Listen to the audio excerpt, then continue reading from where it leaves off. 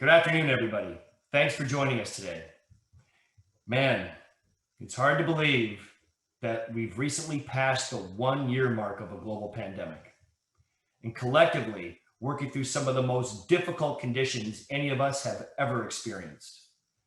We've thought our way through the trifecta of crises, and that fight ain't over. COVID, societal unrest, and economic uncertainty.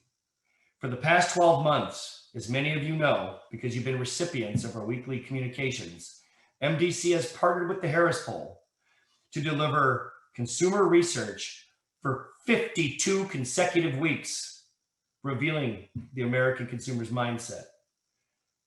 All with a single goal in mind: provide our industry, marketers, and influencers alike, all of you, actionable insights that we hope have informed your decisions and strategic approach through navigating these uncharted waters.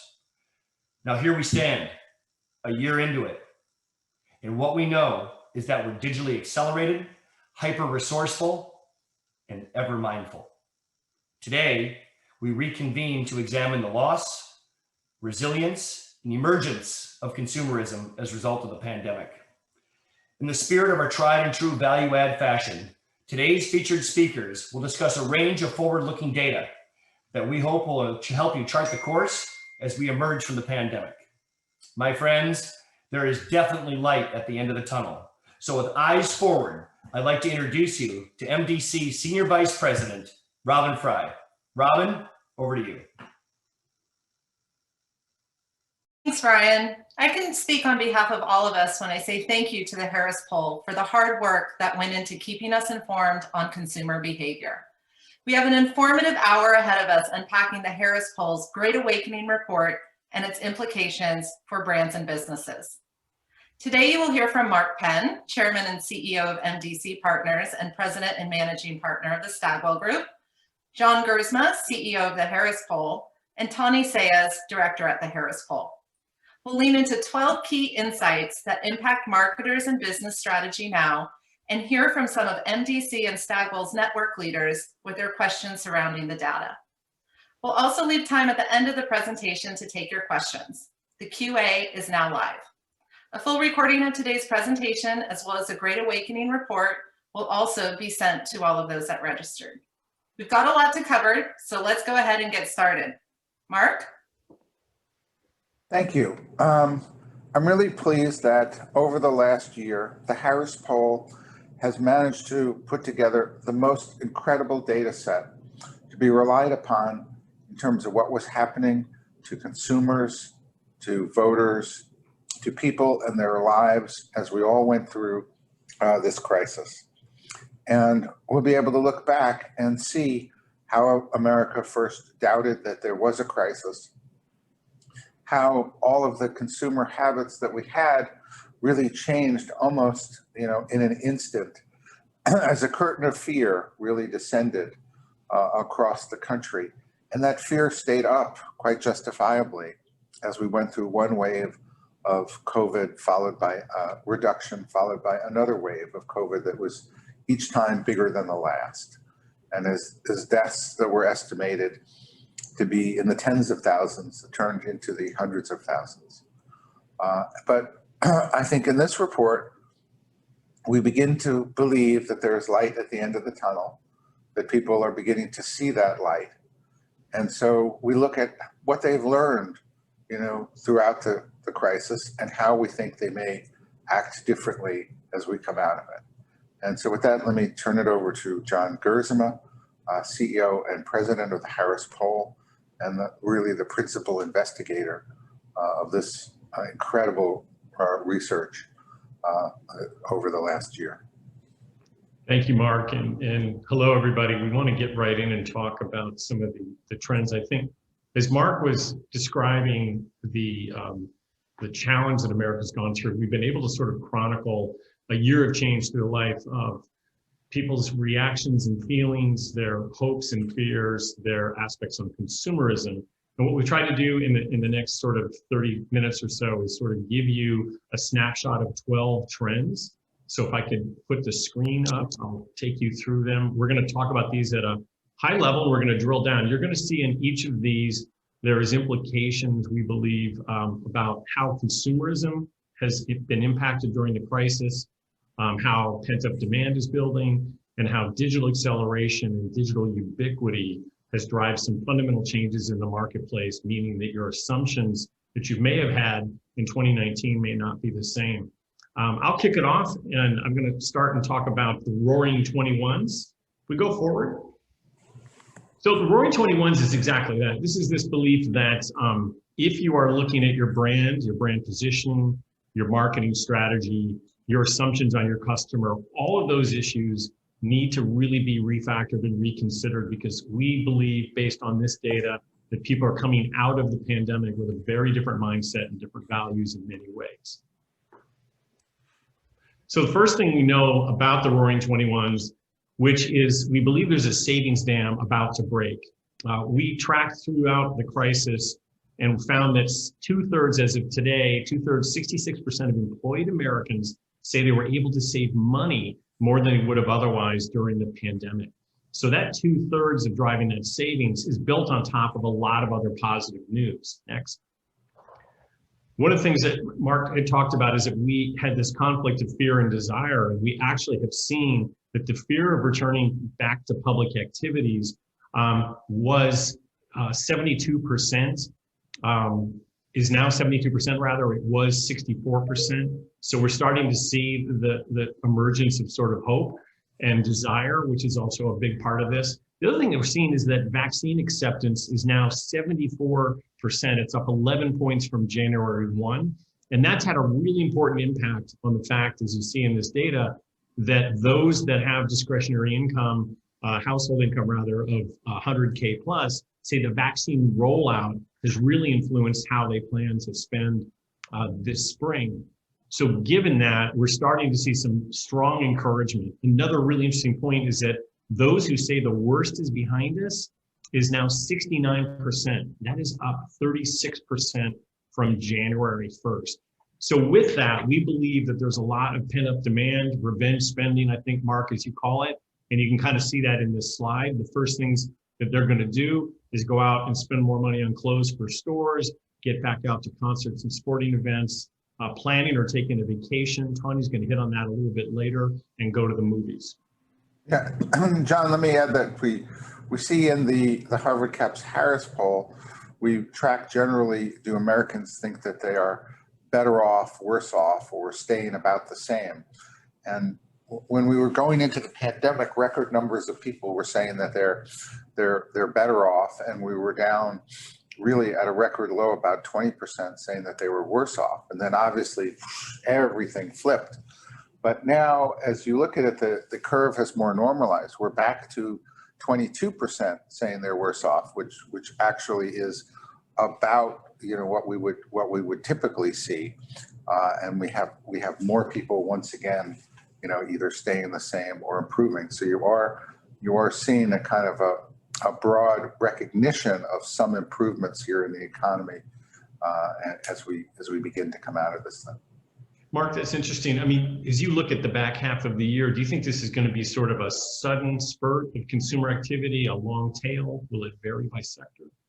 Well, I've always thought that April 1st, which is almost where we are, would be kind of the vantage point from which people would see whether or not they're going to be able to have a summer as we know it, or whether or not they're going to be fall. I mean, my general thinking now is travel has a very good chance of returning during the summer. And of course, at the bottom of the questions you asked, John, when we ask people what they want to do or what they miss, at the bottom of the list is going to work and going to school.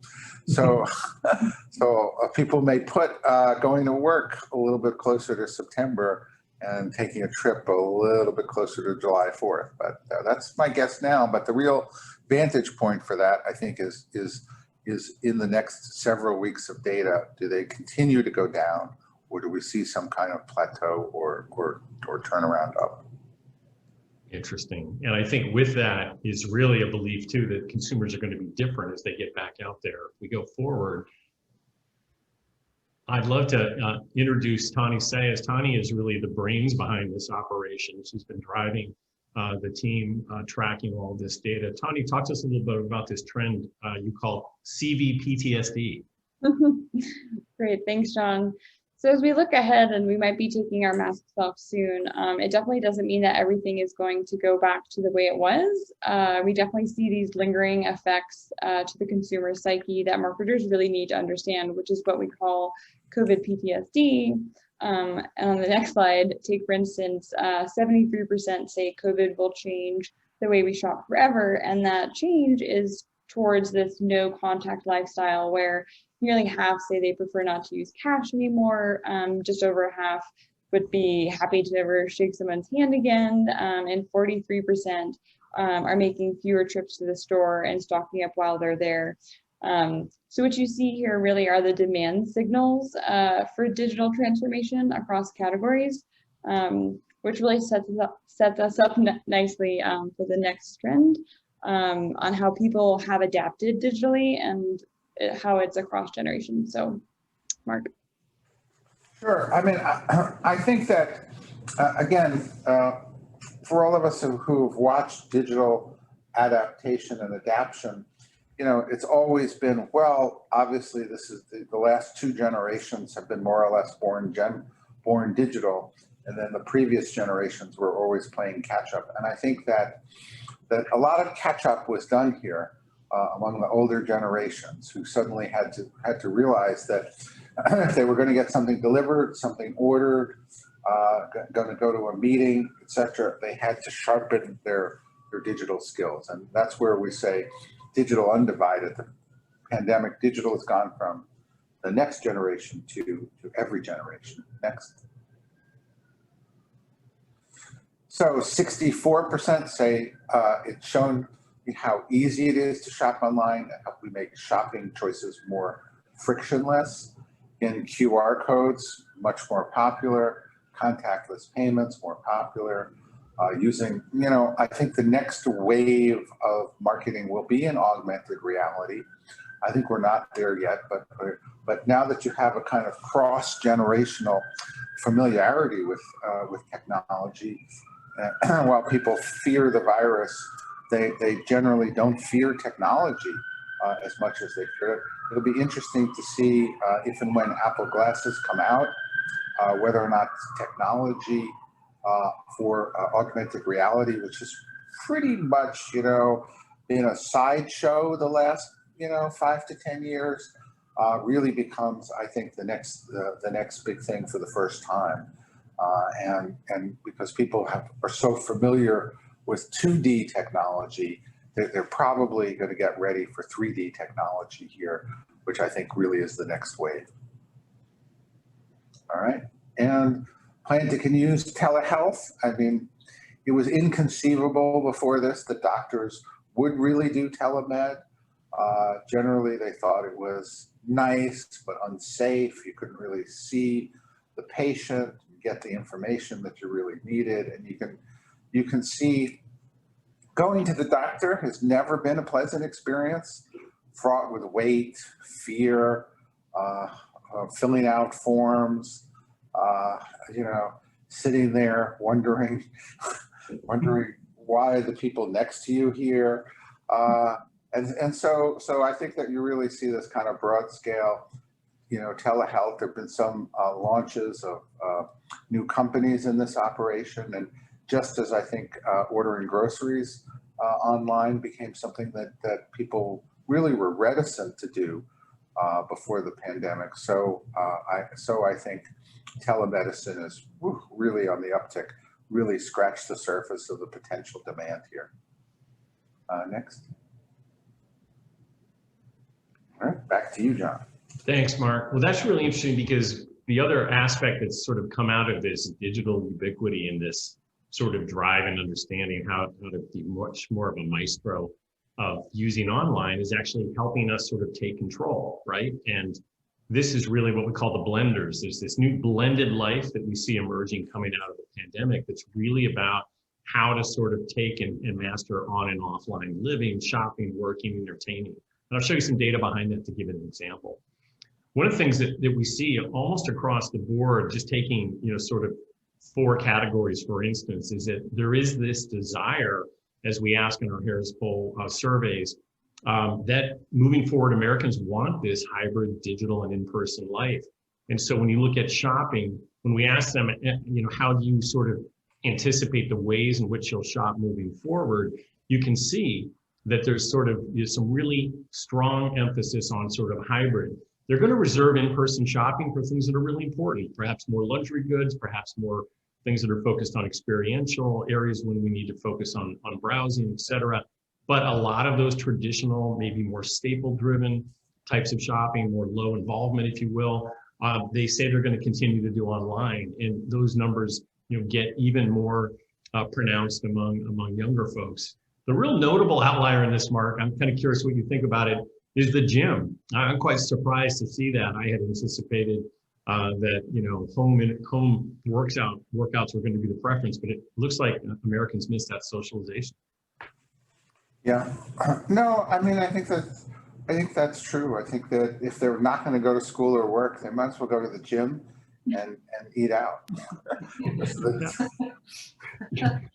We saw the same thing in a survey we did with Morning Brew recently on online dating, and online dating was not a big success during the pandemic. People described it as all screen, no scene. So sort of similar numbers to the gym, a desire to get back in there. But looking forward, you see schools and healthcare, as we just discussed, sort of a mix of a hybrid, which again, I think is sort of interesting, and it cuts across lots of different demos. Next. So the other thing we see out of this, we have asked remote workers, Americans that have been at home doing remote work, how they sort of saw that experience and what they sort of saw their ideal work model moving forward.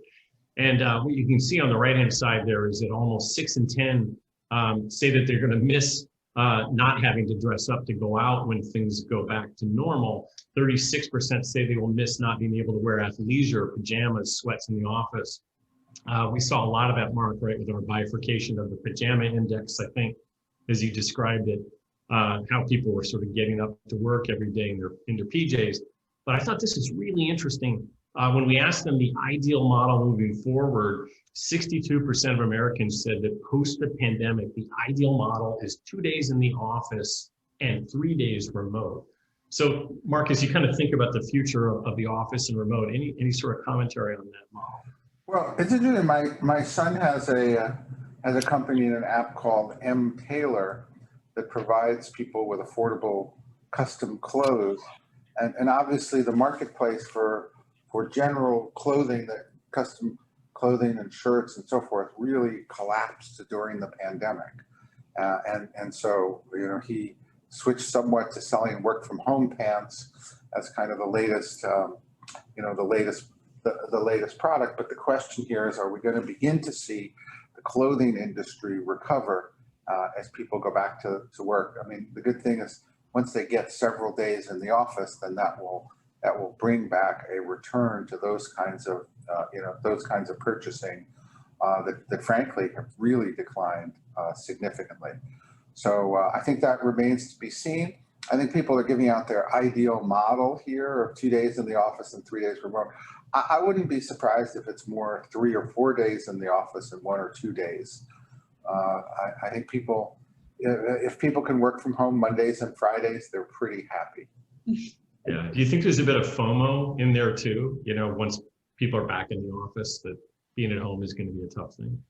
There is. I think once people are in the office, people on the screen will get left out in ways that really doesn't happen now. If everybody's at home, it's like if you can't go to the office and you're all at home, well then that's. But new employees need to be trained. Creative tends to work in groups. I mean, there are certain tasks and things that kind of lend themselves to long-term individual work from home. Look, I've had split teams, as you know, working on video for maybe 15 years before it was popular. And I think now, though, that there's, bigger question is really about business travel. And I really do think there could be a permanent, maybe slashing of about half of business travel as people have become comfortable with this. And how much of the office, I generally think people will wind up more in the office than they think. because as you said, what social experiences do people have in their lives and how have those changed? And a big one really does turn out to be the office. Absolutely. Robyn, I think you have a question that kind of comes out of this section. Yeah, absolutely. And as mentioned, when the report launched on Monday, we had several questions coming in from, our clients as well as from around the network. And I know that Jessica Hartley, VP of Strategy from Instrument, had a question. It's been really great to get the research over the last year. It's really helped us with our clients and in our work. And one of the ways in which the research has really helped us is as we think about in e-commerce, right? E-commerce has exploded. It was around and sort of moving along, and we've seen sort of leaps and bounds in terms of the types of projects and the partnerships and collaborations we've been doing with our clients. So a question that I have is, as we think about the future of what it means for shopping, of what it means for retail, obviously, e-commerce and digital is going to continue to move forward, but there is going to be a return to in-store, a return to that one-to-one personal experience in person.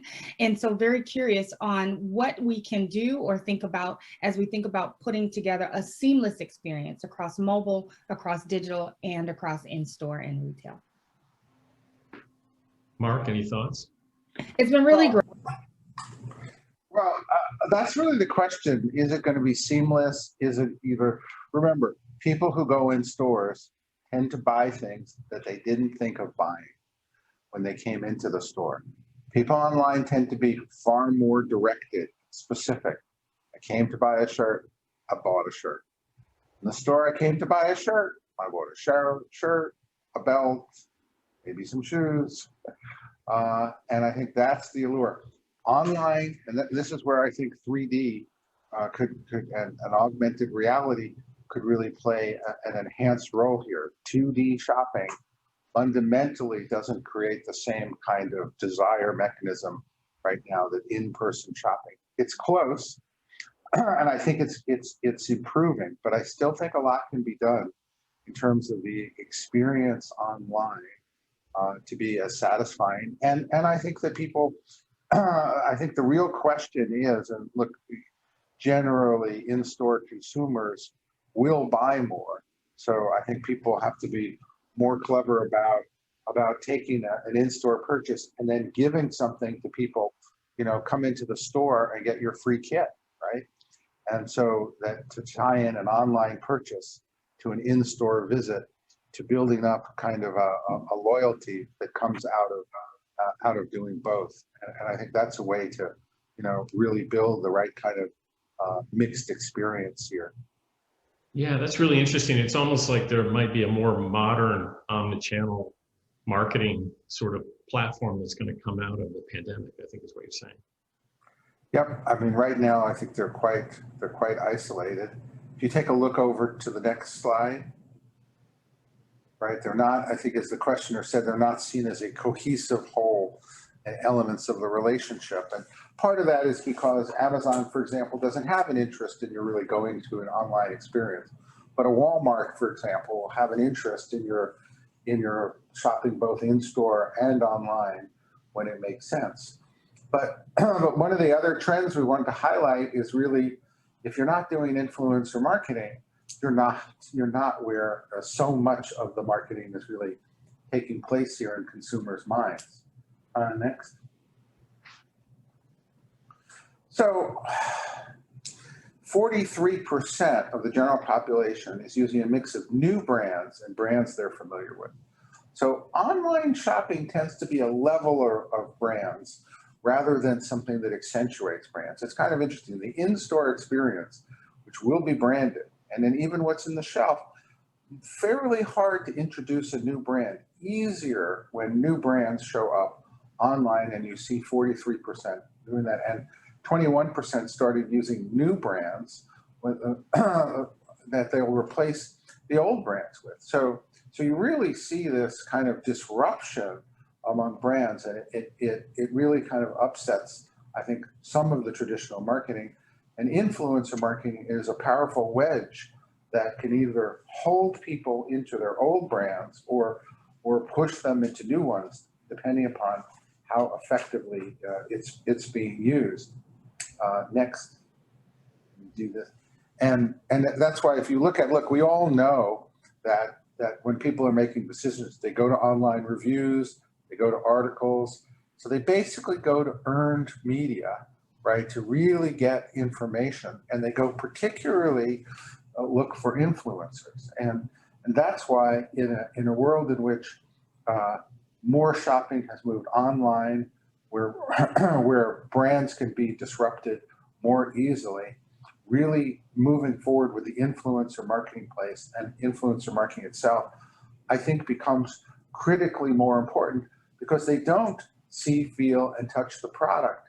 They really, what they do is they say, I can't see, feel, and touch this product.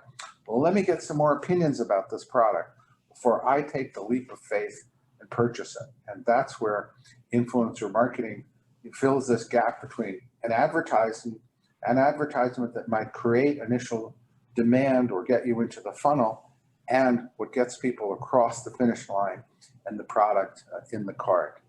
John, any comments on Yeah, I just like listening to you talk. I was just kind of thinking to myself, is influencer marketing really moving upper funnel? Is it really becoming far more sort of brand focused in the way that people are adapting? I don't know. It's really interesting. I know we're going to get on and talk about the funnel a little bit more, but I think this is a really important trend that we need to focus on.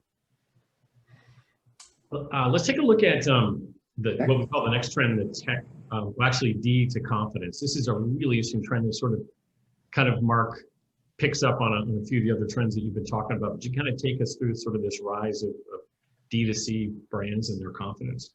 Well, I think that's really the question that I think Amazon continues to have incredible market share on shopping, but other brands and marketing channels are beginning to open up and are beginning to get to the kind of critical mass that they hadn't really seen before the pandemic.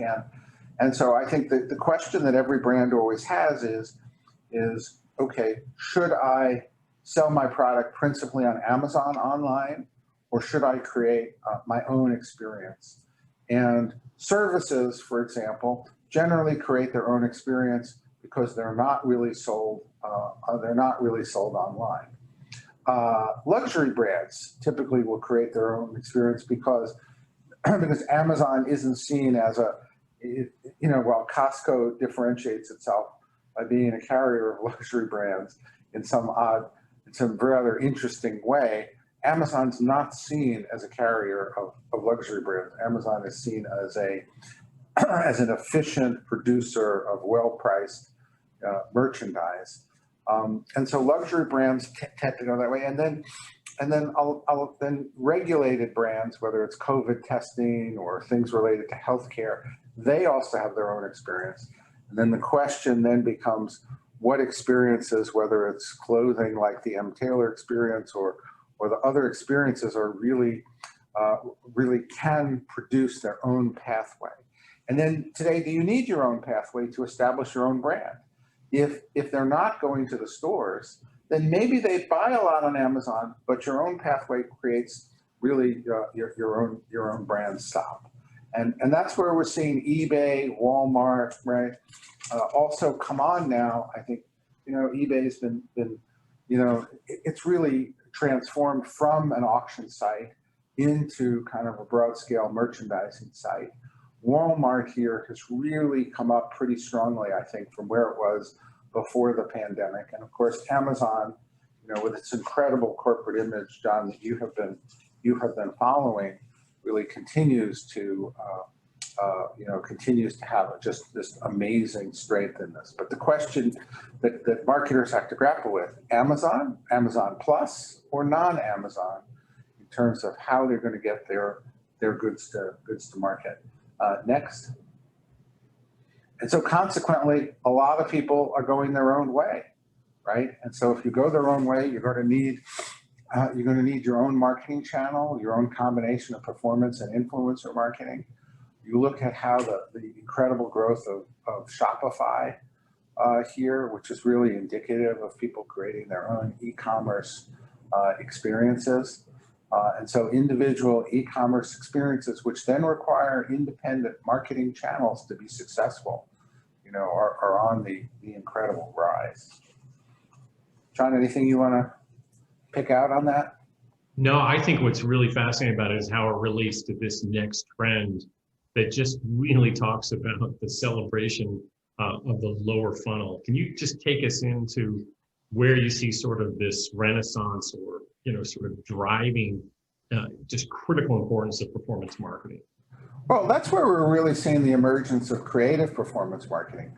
That if you kind of take the traditional model, most advertising was brand advertising under the theory that if I advertise my brand, they will then see it in the store and say, ah, I saw that, even if they say it explicitly or somehow it was in the back of their mind, and they're going to pull that kind of off the shelves.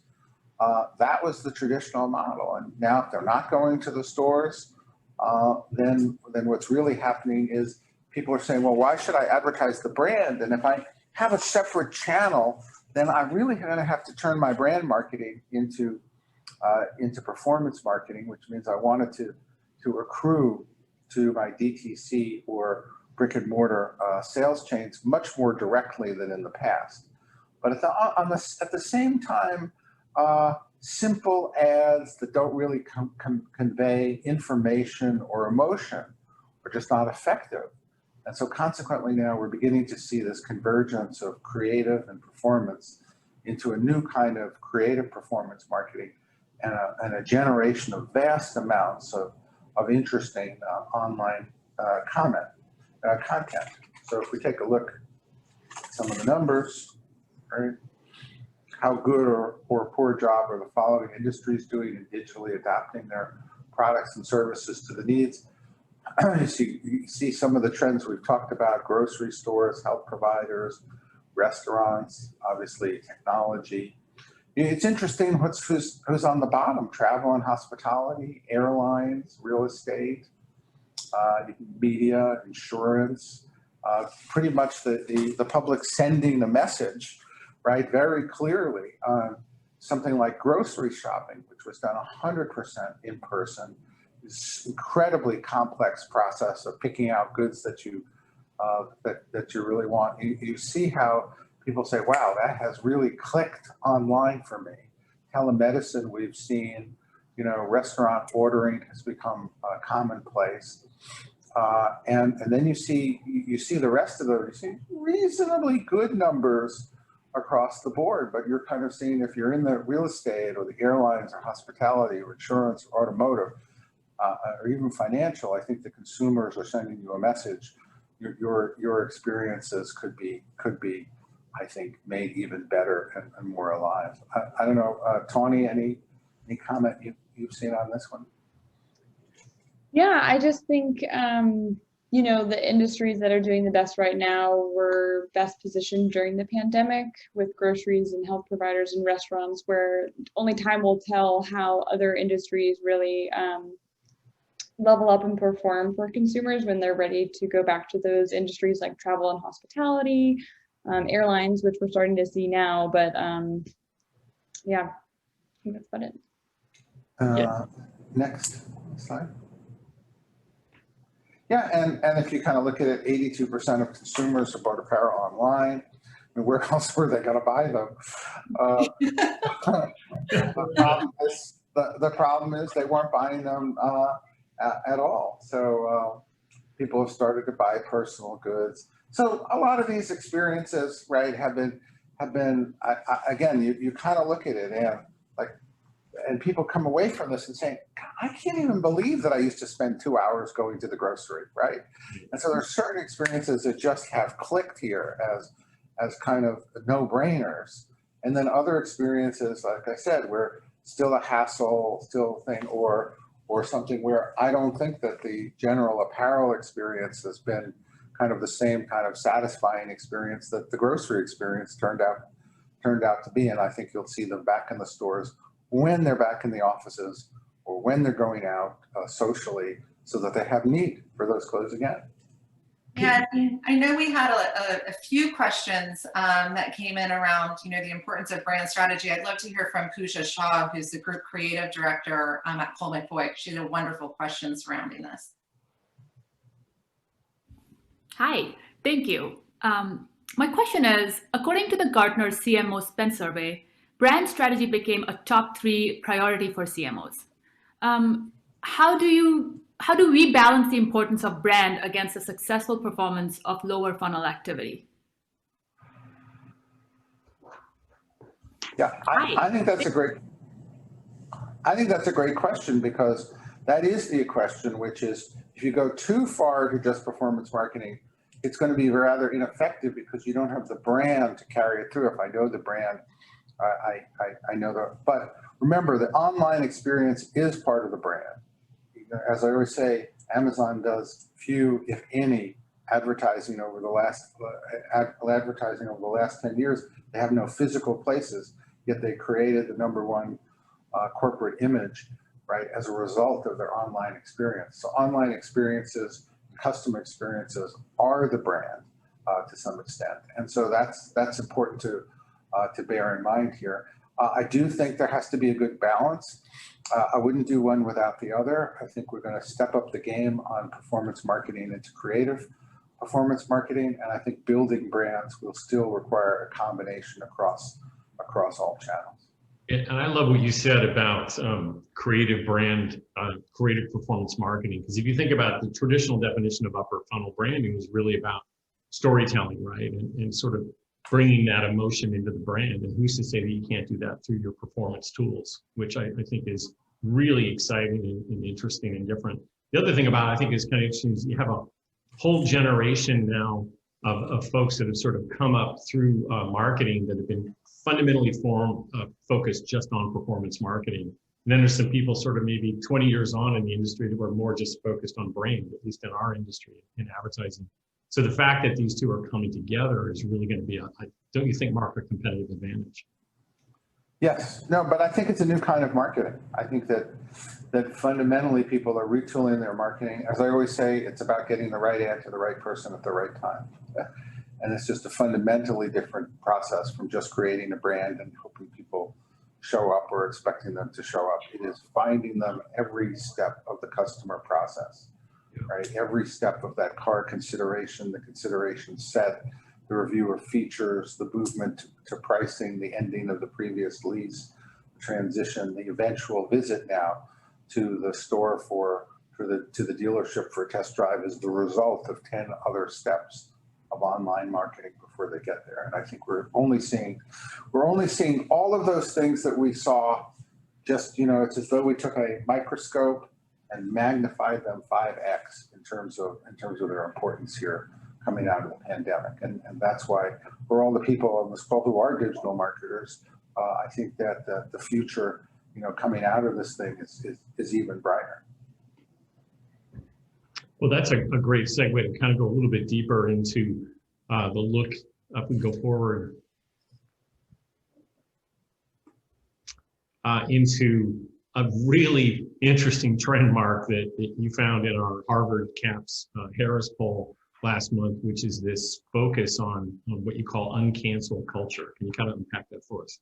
Yeah, I mean, as you know, for microtrends, John and Tawny, that for every trend there's a counter trend. And so we kind of oftentimes, when there's so much talk about the trend, as I say, for every there's a brisk business even in flip phones. But if you look at it, sure, we've heard so much about the cancel culture, but there is a growing backlash or movement countering the culture, the uncancel culture. Next.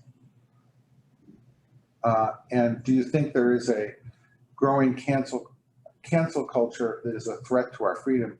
64% said that.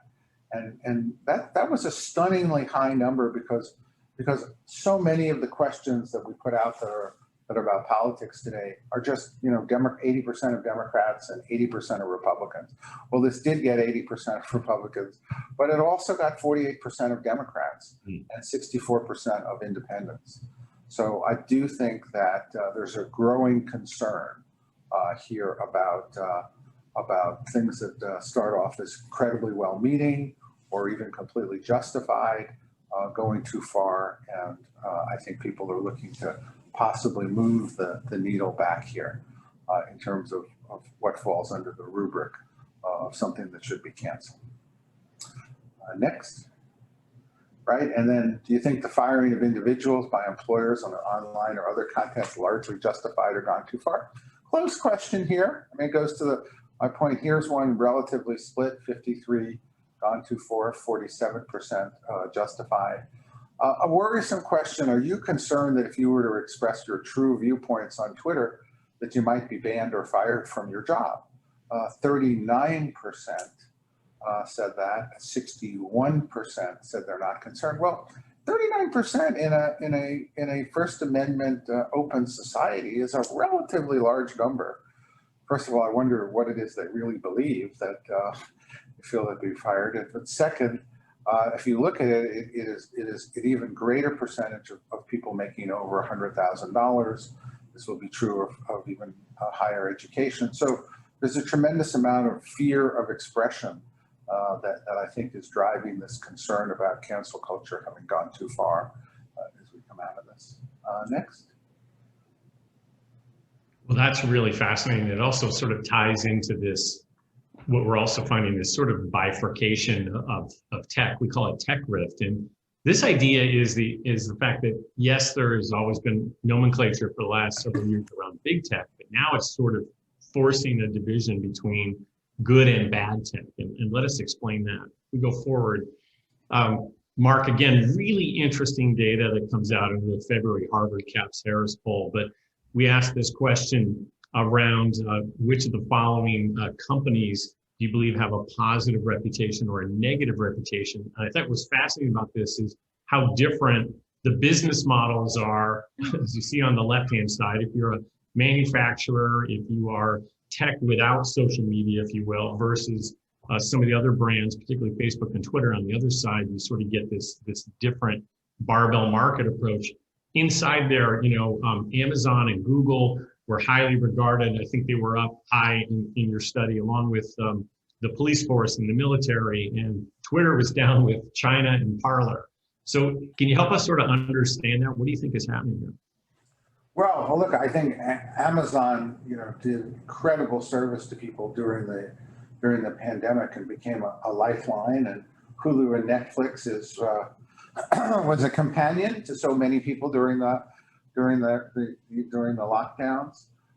And I think, interesting. I worked for Microsoft many years ago, but Microsoft and Google largely kept themselves out of controversy. Were seen on the side of kind of helping people kind of get through the crisis. Social media, the images of these companies really has been trashed, might be too strong a word, but really is, if you look at it, it's on the other end of the spectrum. Not something I've really ever seen before in the tech industry that generally tends to be well regarded, and I think that the whole kind of enmeshing in content management is something that they haven't successmany been able to manage. And Uber and Airbnb, I think they're service providers as such. In many ways, you can think of them as the new cable company. Americans are always tough on service providers. That's not unusual. However, I think they want to continue to look at their image on the spectrum here, as as Amazon really is a service provider as well, and yet it really is scoring at the top of the heap. And you see that a little bit deeper when we look at how social media are highly correlated with this crisis of trust. Again, data that we see if we go forward into the February Harvard Caps Harris poll. But looking at 69% not trusting social media, thought that was really interesting, Mark, in the context that it was higher than the Congress. This is actually from the February data, former President Trump, and even the national media. And then don't trust vaccine information. We've seen that in our Harris poll data that what was really driving sort of the suppression of vaccine acceptance, and oftentimes was social media, which we see here at 43%. And then, 68% saying that social media companies should establish clear guidelines for credible information and only allow those sources to be shared. So there seems to be a trust, obviously trust virus that's at the core of this tech rift. But I think before we leave this trend, I just wanted to ask you sort of a bit of a breaking news story around Apple and ByteDance and Tencent. What do you kind of make of this paid platform? And is that going to be sort of a big threat to Apple in terms of their sort of focus on privacy? No, I mean, I think that, Apple, I don't think it will be a threat to the focus of, I think Apple has a basic business model that is consistent with privacy, and they've been increasingly used that to differentiate themselves. I think like I said, I think really the controversies here are over content management. That's where Amazon, which has the #1 image, now that it's gotten into which books should be on the platform, really has a danger of losing a considerable amount of image here to issues that are not central to its performance. But I don't think that Apple is going to really change its important, its concern and differentiation on the basis of privacy. Great. Well, let's look at a couple of other trends, and then we're going to open it up for questions. This is a fun one, Tawny. You found this through your surveys. You call it GLAM HOMEBODIES. Yeah, thank you. So another trend we see is how the stay-at-home orders and social distancing really made the home a luxury brand. So on the next slide, what we first saw is how social networks got smaller but closer in nature. And 62% said, I expect these friendships to become even closer after the pandemic. And then at the same time, we also saw how entertaining at the home became like this creative social outlet, as well as kind of a status among friends, where you have people realizing they prefer these smaller gatherings over restaurants and bars. And looking ahead, many say that they would actually miss the comfort of their home and miss the creative side of entertaining. And in fact, on the next slide, when we asked Americans what their ideal mix of going out or staying in post-COVID, we actually found that nearly half prefer staying in. Just over a third want to do a hybrid of both, and just under a fifth say going to the bars. So we'll definitely see how that plays out, but we're definitely seeing this drive towards home.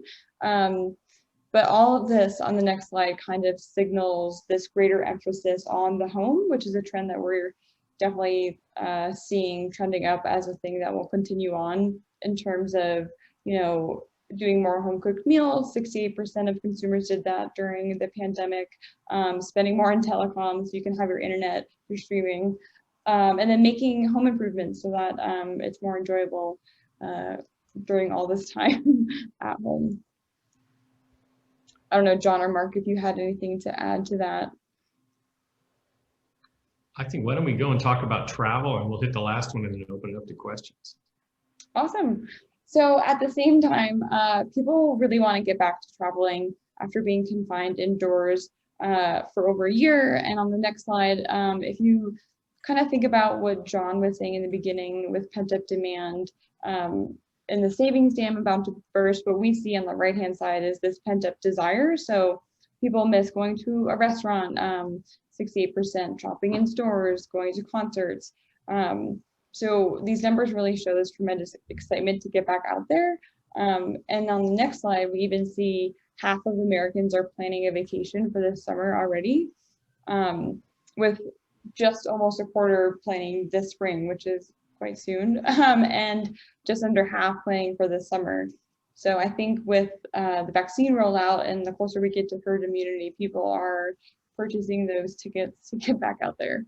Yeah, I know a lot of us are eager to get back out and travel. Damian Journey, the Chief Growth Officer at 72andSunny, also had a wonderful question around this. I'd love to hear from him.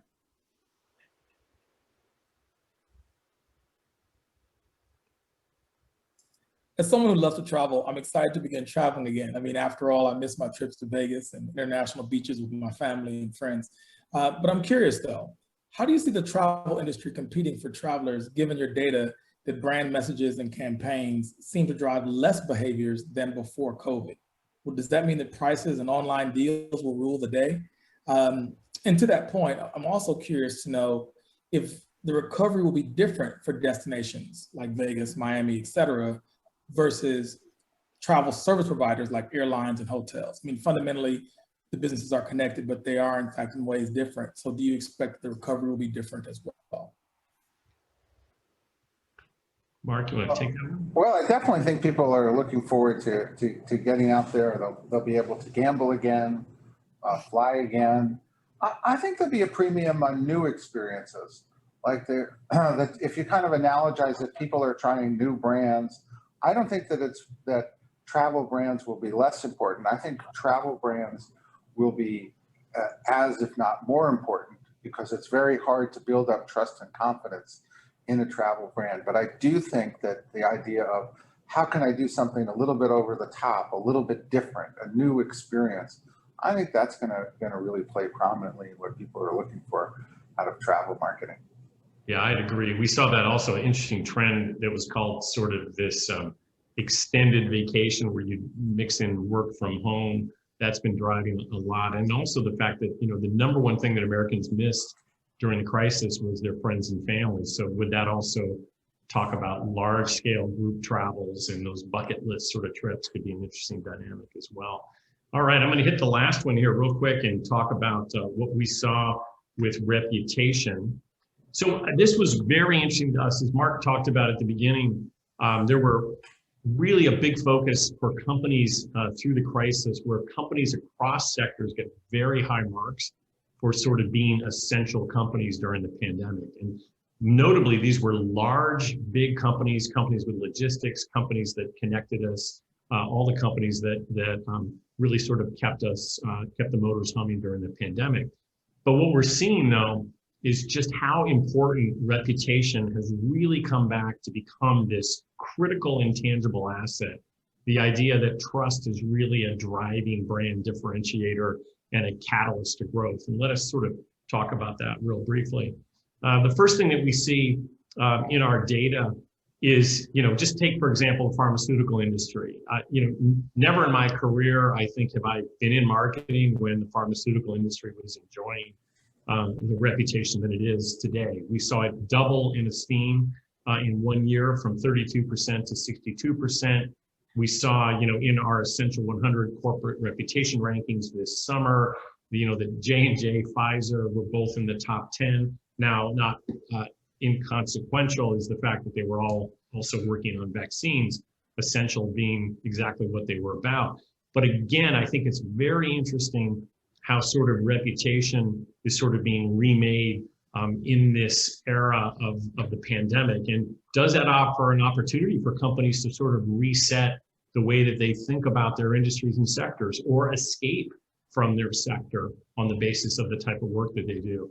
And lastly, let's take a look at the competition between business and government. This is, again, is sort of interesting to us.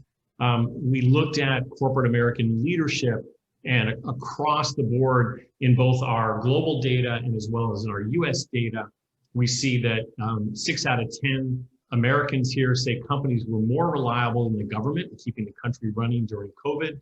55% trust companies more than the government to find solutions to various issues such as COVID. And then 8 out of 10, this was actually global data from our Milken Institute studies, say that large companies are even more vital than the country's future than before COVID. Lastly, nearly 7 out of 10 say America needs business leaders now more than ever to help and lead responses to the pandemic, racial justice, and other equities.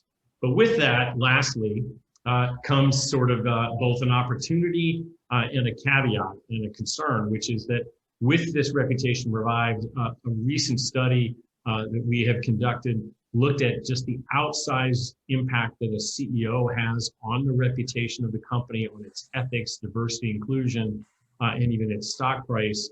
And even we had 56% of Americans saying that they have actually sort of changed their buying habits based on the CEO's action, either positive or negative.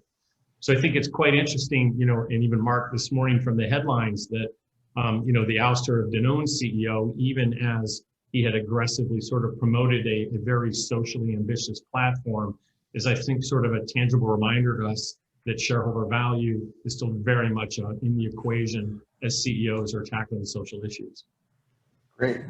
Let's get a few questions in if we can. Yeah, wonderful. So we have tons of questions around travel, which is not surprising. And I feel like we had a great conversation about the consumer side of it.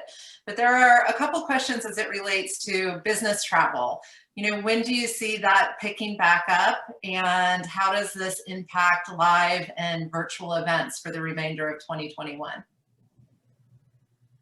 I mean, sure, from my perspective, never could be part of the answer. No, it's where I do think that there's a permanent shift down in business travel because of the acceptance of having a video meeting. You know, the number one people who want to travel and will continue to travel is anyone related to sales, right? And so I think what you'll see is a lot of internal travel within companies will be canceled for a longer term as companies save the money, and where people really want to get back on the road here is kind of the outbound kind of sales and marketing related functions that are really I think desperate to get out and kind of meet new and old clients and relationships, and you know, so I think you're going to have to watch. I think the meetings, you know, I'm hopeful meetings are going to come back, you know, in the fall. Again, all the ones that are in the spring are kind of being pushed. It does look to me that people do want to have business meetings and congregations. Zoom is not the same thing for those, which were always about people networking and getting together. And consequently, you know, I certainly am pretty hopeful for sometime in the summer and definitely the fall based on current numbers. But as I said, in a couple of weeks, I think there'll be, you know, much greater clarity here in the beginning of April. Wonderful. We also had a grouping of questions around brand believability and how, you know, the changes and trustworthiness of consumers think that the media is. Do you have a perspective on brand believability and the news media? That is definitely up John's alley.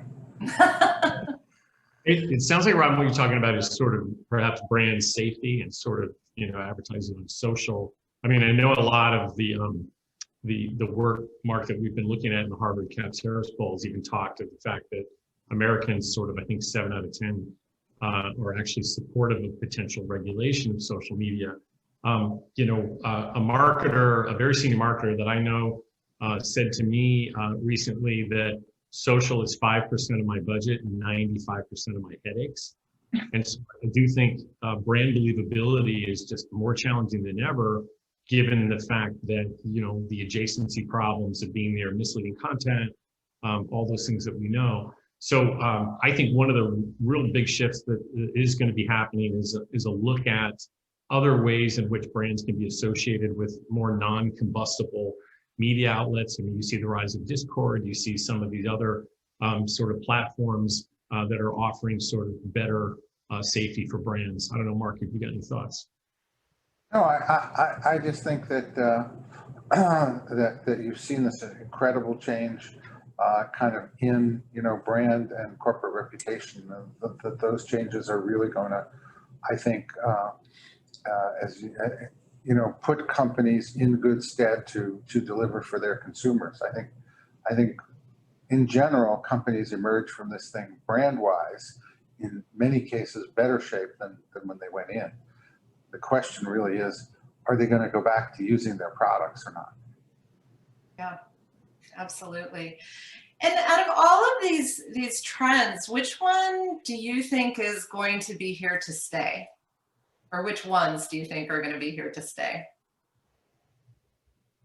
Well, all of them, in the sense that I think Tawny and John and I have picked out trends that we think are emerging from this, from the longer term. I guess the shorter term is the kind of revenge spending, go out and a party, gotta take a trip, gotta get away, for the summer. I think that's short term, but the general shift to influencer marketing, to creative performance marketing, to having to build compelling online experiences. If you are not really investing in those three core areas, for your brand, I always would tell people you'll be left behind. Now you know that you'll be left behind. I think many of the fast food and other companies that were really well prepared for this kind of digital and delivery funnel were able to come through with flying colors, and those that weren't really found themselves kind of scrambling to put in place an experience. So I think that's going to be just those are permanent shifts here that then generated a lot of different trends that you're seeing in terms of the way people are going to buy, shop, and the duty that marketing has to carry out here, having shifted from 100% brand, not over to infomercials, but to some kind of happy medium of creative performance that furthers a brand and a channel to product at the same time. John and Tawny? Just basically, the hybrid offline, online sort of behaviors are going to drive exactly what you were just describing. We think that's very much a long-term trend. So I think we better stay on time. That's one record of online presentations is Yes, we are. on time. It could have been one of our trends. Yeah, well, thank you. Yeah, thank you everyone for joining us today. A full recording of today's presentation, as well as a Great Awakening report, will be sent to everyone that registered. If we didn't field your question during the session, we'll be sure to follow up with you on an answer, especially those who want to know if John, Mark, and Tawny can start their own clubhouse and make this a weekly a weekly session. I'll get on that and get back to y'all. So thank you so much for joining. We wish you all continued success and optimism. Stay well, and happy St. Patrick's Day.